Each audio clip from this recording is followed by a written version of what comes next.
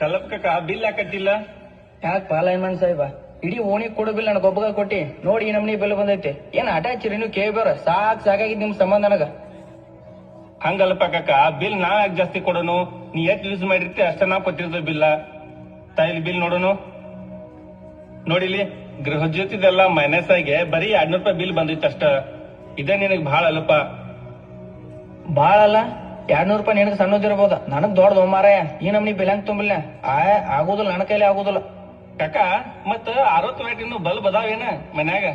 ಹೌದು ಅದಾವು, ನಮ್ಮ ಮನೆ ಮೊದ್ಲಿಂದ ನಾವು ಅದಾವು, ಅದ ಯೂಸ್ ಮಾಡ್ತೀವಿ ನಾವ. ಮೊದ್ಲ ಅವನ್ನೆಲ್ಲ ತೆಗೆದೋಗಿ LED ಬಲ್ಬ್ ಯೂಸ್ ಮಾಡ. ಮತ್ತ ನೀರ್ಗೀರೇನ್ ಕಾಸ್ತಿ ಏನ ಕಾಯಿಲೆ ವಸ್ತೇನ?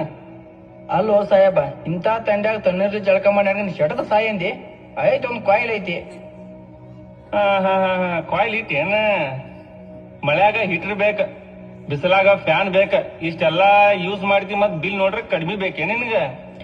ನೋಡ್ಪಾ ಸಾಹೇಬ, ನೀ ಬೇಕಾದ್ ಹೇಳ, ನಾ ಮಾತ್ರ ಬಿಲ್ ಕೊಟ್ಟೋದಿಲ್ಲ ನೋಡು.